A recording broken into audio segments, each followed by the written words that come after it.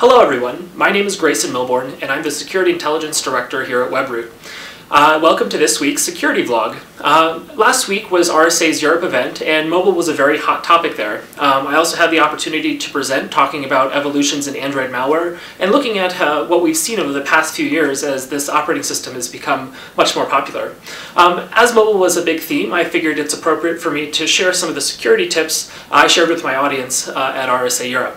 So I want to start by talking about smartphones and the security we put into authentication to access the device. And so for most people this is a 4-digit PIN or maybe it's a swipe screen.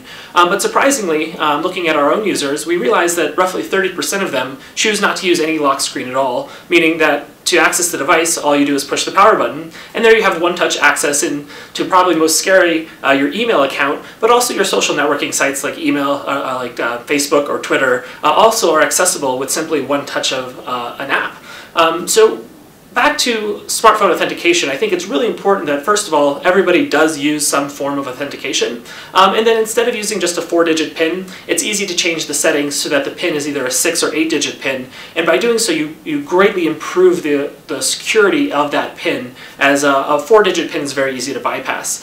Similarly, with the swipe screen, you can extend the swipe to include a few more points, again, greatly improving the amount of security. But back to smartphone security in general, it's really important to remember that these devices contain a lot of very easy to access information.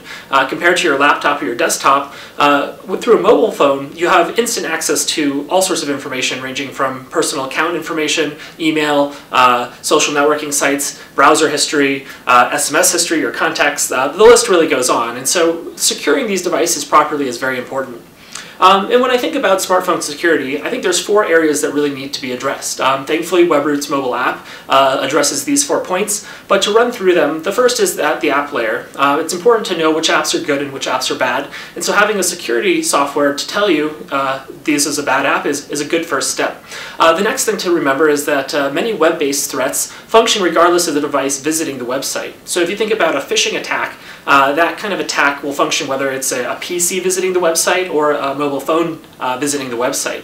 Additionally, our research has shown that there's an increase in the number of malicious websites that are only targeting mobile device connections. That's to say they're delivering the mobile content in a malicious fashion, but not delivering malicious content when visited by a traditional desktop PC.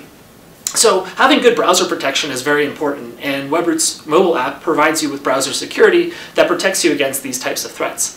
The third area that really needs protection is the data on the device itself. This comes in really 2 fashions. One is the ability to encrypt data, so maybe you have pictures, maybe sensitive pictures, but importantly you have the ability to encrypt this type of data so that if someone else steals your phone, they can't access the data that's been encrypted. With encryption, I think the other really important component to data privacy and security is having frequent online backup of your data on the device. So if a worst case scenario, the device breaks or gets stolen, you have a backup copy of all of your data. And then lastly, protect the device itself, because smartphones are really small. They're hot topics for theft. They're also easily lost. And it's nice to have the ability to either remotely locate your device, maybe remotely make it scream so you can find it if it's in that couch cushion, or in a worst case scenario, you need to remotely wipe your device so that any data that's on the device doesn't fall into the wrong hands. If you take these 4 areas into consideration and apply security, you can absolutely have a great mobile experience, safe and secure. Alright, that's it for me this week, everyone. Grayson Milbourne, signing off.